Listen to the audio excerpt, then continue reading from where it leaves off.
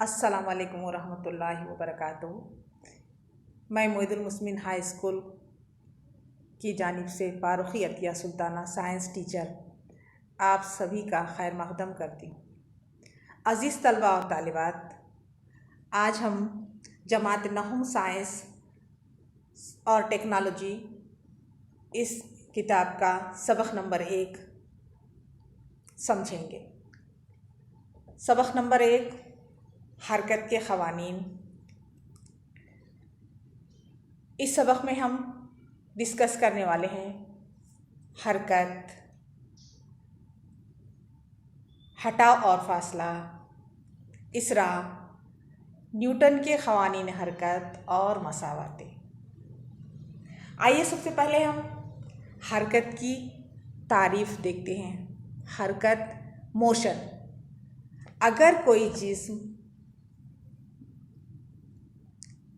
किसी साकिन जिस्म के लिहाज से अपने मुकाम को तब्दील करता है तो वो जिस्म हरकत में कहलाता है। यानी हम एक जगह मुसलसल बैठ नहीं सकते, हम उठ खड़े होते हैं, चलने की कोशिश करते हैं। हम बेंच पर बैठे हैं तो पैर हिलाने लगते हैं, यानी हम एक जगह साकिन नहीं रह सकते। अब उसके बाद हम साकिन की तारीफ़ देखेंगे। साकिन या स्टेशनरी। अगर कोई शय या जिस्म जो अपने अतराफ़ और अकनाफ़ के मुताबिक अपनी जगह तब्दील ना करे तो उसे साकिन कहते हैं।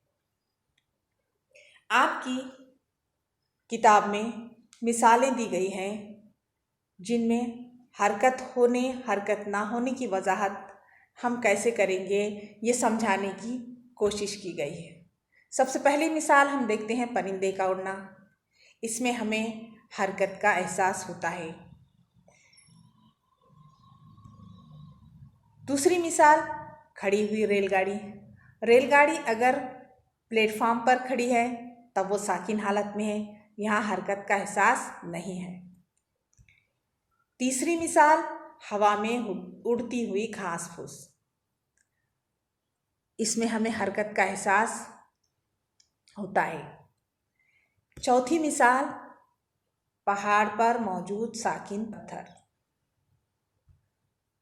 यहाँ भी हरकत नहीं हो रही। अगर पत्थर पहाड़ से लुढ़कता है तब उसमें हरकत हो सकती है। इसके अलावा रोज़मर्रा ज़िंदगी में हम मुख्तलिफ़ अशिया की हरकत देखते हैं। कई मरतबा हम अशिया की हरकत को हकीकतन देख नहीं पाते, जैसे बहती हुई हवा। यानी इसी के मुताबिक, मिसाल के मुताबिक हम अपने अतराफ़ कई और मिसालें बता सकते हैं, जैसे अपने महवर पर ज़मीन की गर्दिशी हरकत, सूरज के गिर्द ज़मीन की गर्दिश। हरकत की ये चंद ऐसी मिसालें हैं जहां हम जिस्म की हरकत को बराह रास्त देख नहीं सकते, लेकिन हम इसकी मौजूदगी का एहसास बिलवास्ता सबूत के ज़रिए कर सकते हैं, जैसे हवा, दिन और रात का बनना और मुख्तलिफ़ मौसमों का आना। ठीक है तलबा, यहाँ तक आप समझ गए। आइए अब हम हटाव और फासला दोनों में क्या फ़र्क है इसको हम मिसाल के ज़रिए समझने की कोशिश करते हैं।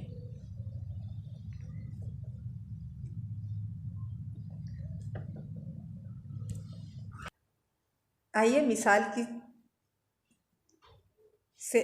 के ज़रिए से हम समझने की कोशिश करते हैं। अलिफ में ए से बी तक फासले की पैमाइश अलग अलग तरीक़ों से हम करेंगे।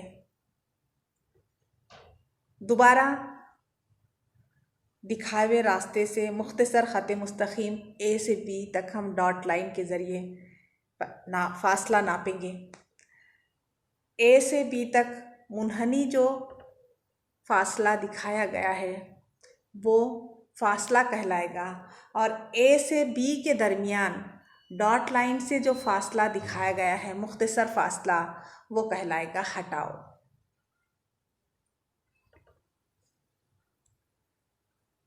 समझ गए तालिबात? यानी यहाँ पर आइए मिसाल नंबर 2 देखते हैं।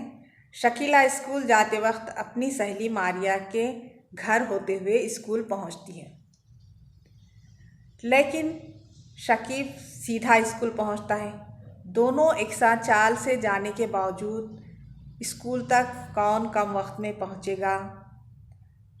देखिए, इसको हम समझने की कोशिश करते हैं।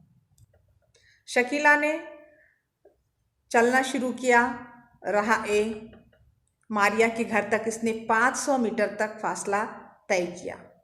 अब शकीला और मारिया दोनों सहेलियां मिलकर बाकी रास्ता तय करती हैं, जो राह भी है 1200 मीटर। अब अमलन चलते हुए तय करदा फासला दोनों के ज़रिए हो गया 500 मीटर जमा 1200 मसावी है 1700 मीटर। यानी शकीला ने अमलन चलते हुए फासला 1700 मीटर तय किया। अब इसी रास्ते को हम ख़त मुस्तकीम से देखते हैं, जो कि शकीब ने तय किया। शकीब सीधा स्कूल पहुंचता है और उसने 1300 मीटर फासला तय किया। अब इसमें मिसाल में हम फासला और हटाव को समझते हैं। अमलन चलते हुए तय करदा फासला 1700 मीटर, यानी ये फासला हो गया। और ख़त मुस्तकीम में जो फासला 1300 मीटर तय हुआ, वो फासला हटाव कहलाता है। यानी दो नुक़ात के दरमियान कम से कम फासला किसी मुतहरिक जिस्म के ज़रिए अमलन दो नुक़ात के दरमियान तय करदा रास्ते को फासला कहते हैं।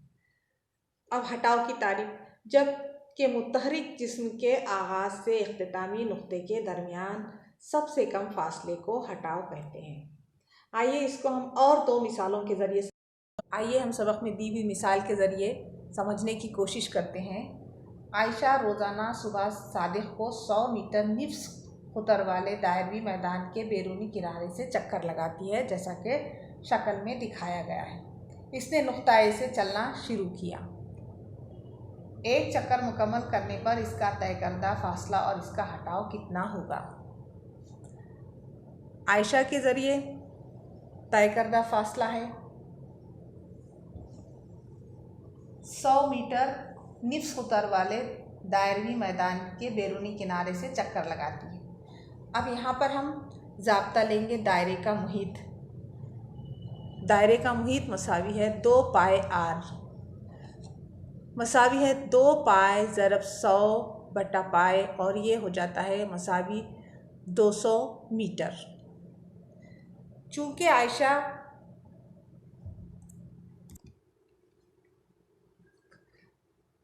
आयशा जिस नुक़्ते से चलना शुरू करती है, एक चक्कर मुकम्मल करने के बाद इसी नुक़्ते पर वापस आ जाती है, लिहाजा हटाव 0 होता है।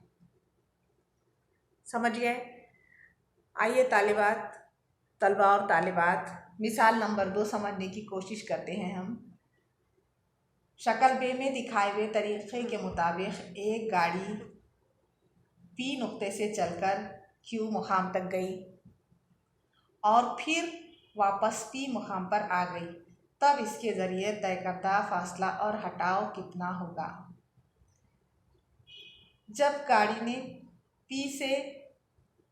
पी नुक़्ते से क्यू मुकाम तक चलकर फासला तय किया था 360 मीटर फासला, दोबारा पी मुकाम पर वापस आई, तब इसने और क्यू से पी पर आने पर दोबारा 360 मीटर फासला तय किया। गाड़ी के ज़रिए तय करदा फासला इस तरीक़े से रहेगा। गाड़ी के ज़रिए तय करदा फासला मसावी है डिस्टेंस पी क्यू जमा डिस्टेंस क्यू पी, ये हो जाएगा 360 जमा 360 मसावी है 720 मीटर।